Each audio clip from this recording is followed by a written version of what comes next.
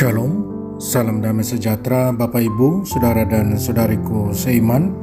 Senang berjumpa kembali dengan Anda dalam permenungan harian Sabda Tuhan, Embun Sabda, Sabtu 17 September 2022. Semoga Anda sehat, tetap semangat, tetap tersenyum, dan tetap berpengharapan pada Tuhan kita Yesus Kristus. Anda selalu dalam lindungan kasih Tuhan. Buat saudara dan saudariku yang sakit, saya berdoa dalam nama Tuhan Yesus, Anda sembuh. Hari ini, Sabtu 17 September, saya ajak Anda merenungkan, jadilah pendengar dan pelaksana sabda. Saudara dan saudariku yang terkasih, mari sebelum kita dengarkan dan renungkan firman Tuhan, kita tandai diri kita dengan tanda keselamatan. Dalam nama Bapa dan Putra dan Roh Kudus. Amin. Injil suci menurut Lukas bab 8 ayat 4 sampai 15. Banyak orang datang berbondong-bondong dari kota-kota sekitar kepada Yesus. Maka kata Yesus dalam satu perumpamaan, adalah seorang penabur keluar menaburkan benih. Waktu ia menabur, sebagian benih itu jatuh di pinggir jalan, lalu diinjak-injak orang dan dimakan burung-burung di udara sampai habis. Sebagian jatuh di tanah yang berbatu-batu dan tumbuh sebentar, lalu layu karena tidak mendapat air. Sebagian lagi jatuh di tengah semak duri, sehingga terhimpit sampai mati oleh semak-semak yang tumbuh bersama-sama. Dan sebagian jatuh di tanah yang baik, lalu tumbuh dan berbuah 100 kali lipat. Setelah itu Yesus berseru, barang siapa mempunyai telinga untuk mendengar, hendaklah mendengar. Para murid menanyakan kepada Yesus maksud perumpamaan itu. Yesus menjawab, kalian diberi karunia mengetahui rahasia kerajaan Allah. Tetapi hal itu diwartakan kepada orang lain dalam perumpamaan, supaya sekalipun memandang mereka tidak melihat, dan sekalipun mendengar mereka tidak mengerti. Inilah arti perumpamaan itu. Benih itu ialah sabda Allah. Yang jatuh di pinggir jalan ialah orang yang telah mendengarnya. Kemudian datanglah iblis, lalu mengambil sabda itu dari dalam hati mereka, supaya mereka jangan percaya dan diselamatkan. Yang jatuh di tanah yang berbatu-batu ialah orang yang setelah mendengar sabda itu menerimanya dengan gembira, tetapi mereka tidak berakar. Mereka hanya percaya sebentar saja, dan dalam masa pencobaan mereka murtad. Yang jatuh dalam semak duri ialah orang yang mendengarkan sabda itu, dan dalam pertumbuhan selanjutnya mereka terhimpit oleh kekhawatiran, kekayaan, dan kenikmatan hidup, sehingga tidak menghasilkan buah yang matang. Yang jatuh di tanah yang baik ialah orang yang mendengar sabda itu dan menyimpannya dalam hati yang baik dan mengeluarkan buah dalam ketekunan. Demikianlah sabda Tuhan. Terpujilah Kristus. Saudara dan saudariku yang terkasih dalam Kristus, dalam perjalanan saya beberapa waktu lalu, selama hampir 3 minggu bersama Pater Visitator General SVD yang diwakili oleh Pater Henry Adler SVD dari Australia. Dalam perjalanan kami ke beberapa paroki SVD dan komunitas SVD serta juga bertemu dengan umat, Pater Visitator mengingatkan para SVD bahwa mereka harus sungguh menghidupi nama mereka, Divine Word Missionaries, misionaris sabda Allah. Ya, para SVD harus sungguh pertama-tamanya berakar pada sang sabda, dengan mencintai dan berelasi akrab dengannya. Dan sesudah itu menghidupi hidup berlandaskan sabda Allah itu sendiri.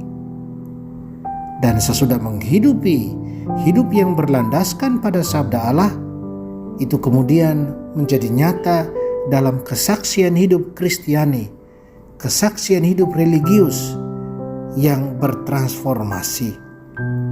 Dan Pater Visitator katakan juga, sebenarnya ini bukan hanya untuk para SVD, tetapi juga untuk seluruh umat beriman. Seluruh umat beriman yang percaya, beriman pada sabda Allah. Sabda Allah menjadi manusia, kita diselamatkan. Saudara dan saudariku terkasih dalam Kristus, pertanyaannya, bagaimana supaya kita, Anda dan saya, bisa menjadi pendengar dan pelaksana sabda Allah, benar-benar hidup mencintai, benar-benar hidup berelasi akrab dengan sabda Allah, dan kemudian hidup darinya dan bersaksi tentangnya. Bagaimana? Yesus hari ini dalam Injil katakan, saudara dan saudariku, barang siapa mempunyai telinga untuk mendengar, hendaklah mendengar. Saudara dan saudariku terkasih dalam Kristus, Tuhan Yesus benar adanya. Pertama-tama, kita harus sungguh mempunyai telinga yang mendengarkan. Kita harus latih itu. Telinga yang mau memberikan ruang dan waktu untuk sabda Allah. Sabda Allah lah yang berbicara. Dan harus jujur kita katakan bahwa semua kita diberikan karunia dari Tuhan sendiri lewat iman kita. Karunia untuk mendengarkan sabda. Pertanyaannya, bersediakah, maukah kita menggunakan karunia itu sesuai maksudnya? Untuk mendengarkan Dia, mendengarkan sabdanya. Saudara dan saudariku terkasih dalam Kristus, kita tentunya tidak mau menjadi pendengar seperti kelompok pertama, kelompok pinggir jalan, atau kelompok yang berikutnya, kelompok berbatu-batu, atau kelompok yang ketiga, kelompok semak duri, di mana di semua kelompok ini sabda Allah tidak bisa bertahan karena tidak ada hati di sana, karena tidak mempunyai akar, karena sabda Allah terhimpit dengan berbagai kecemasan, kekhawatiran, kekayaan. Tidak ada sukacita, kegembiraan dalam mendengarkan sabda dan merenungkannya. Dan kita tentunya mau menjadi kelompok tanah baik yang punya sukacita dalam mendengarkan, punya kegembiraan, punya ruang dan waktu untuk merenungkan, merefleksikan, dan kemudian punya kemauan dan komitmen untuk melaksanakan. Kita bertransformasi karena sabda Allah. Saudara dan saudariku dalam Kristus, sanggupkah kita? Mungkin kita akan merasa berat karena kita menyadari kelemahan manusiawi kita, karena kita menyadari kedosaan kita. Karena itu saya ajak kita, mari kita lebih fokuskan pada kemurahan hati Tuhan, bukan fokus pada kelemahan manusiawi kita.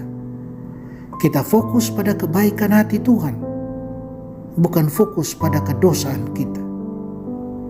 Kita fokus pada karunia Tuhan, pada penyelenggaraan Tuhan, pada Tuhan yang sudah mengampuni kita.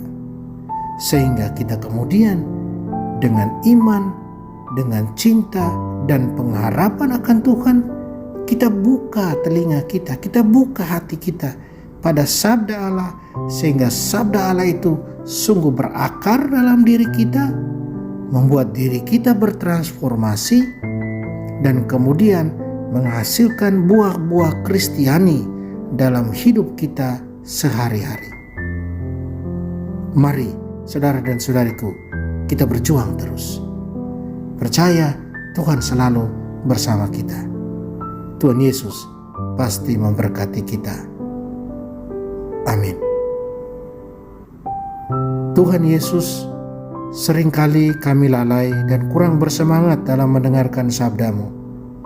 Bantulah kami agar terus membuka diri dan membiarkan sabda-Mu sungguh berkarya dalam diri kami, dan membantu kami bertransformasi dan menghasilkan buah berlimpah. Tolonglah kami ya Tuhan. Amin. Kita mohon berkat Tuhan, Tuhan bersamamu dan bersama roh-Mu. Anda sekalian, seluruh keluarga, segala usaha dan karya Anda dilindungi, dibimbing, dan diberkati Allah Tritunggal Maha Kudus, Bapa dan Putra dan Roh Kudus. Amin. Saudara dan saudariku, salam dalam Sang Sabda. Jalanilah hari ini dengan senyummu.